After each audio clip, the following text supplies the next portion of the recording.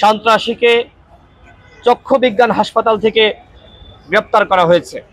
আমরা দেখেছি যে সেখানে প্রায় 5 ঘন্টার নাটকীয়তা, বড় বড় আসামি তাদেরকে ধরার ক্ষেত্রে যে ধরনের নাটকীয়তা আমরা আওয়ামী লীগের আমলে লক্ষ্য করেছি, ঠিক একই ধরনের নাটকীয়তা আমরা এবার লক্ষ্য করলাম। তাহলে কি আমরা সেই আওয়ামী লীগের আমলে ফিরে গেলাম? এই প্রশ্ন আমি এই অন্তর্বর্তীকালীন সরকারের কাছে রাখছি। আপনাদের কি সক্ষমতা নাই এই দুজন আসামিকে যাওয়ার সাথে সাথে গ্রেপ্তার করার? ওরা নিজেদেরকে দাবি করছে ওরা এই প্রজন্মের 24-এর মুক্তিযোদ্ধা। আমরা তো জানি যে ওবায়দুল কাদের একজন মুক্তিযোদ্ধা। দেশবাসী কি তাকে মাফ করবে? আপনি জুলাই অভ্যুত্থানে ভূমিকা রেখেছেন, আর এই কারণে আপনি যে কোনো অন্যায় করবেন, অপরাধ করবেন, সেটিকে মাফ করে দিতে হবে? এটি কোনোভাবেই গ্রহণযোগ্য না। যারা অপরাধ করেছে, গতকাল আপনারা দেখেছেন যে তারা সেখানে প্রেস কনফারেন্স করেছে।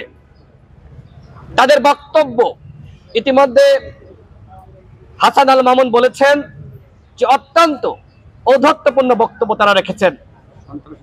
সন্ত্রাসীদের মতন এত বড় ক্ষমতা ওরা কিভাবে পেল?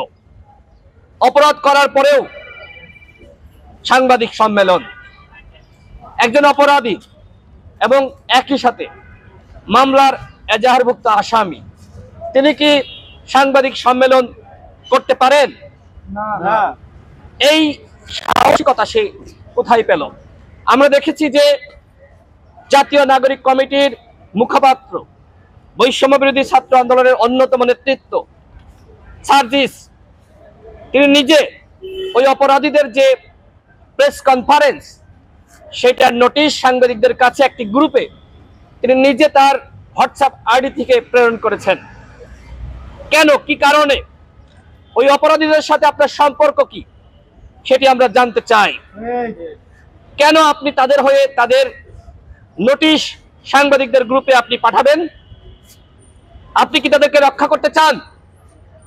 আপনি ইতিমধ্যে ফারুক হাসানকে দেখতে এসেছেন, এজন্য আপনাকে আমরা ধন্যবাদ জানাই।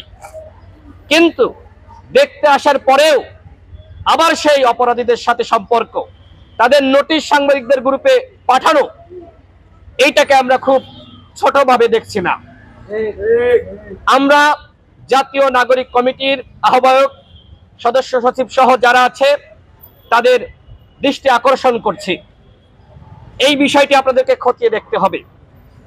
এই ঘটনায় সার্জিসের প্রত্যক্ষ এবং পরোক্ষ কোনো ইন্ধন আছে কিনা সেটি আমরা তদন্ত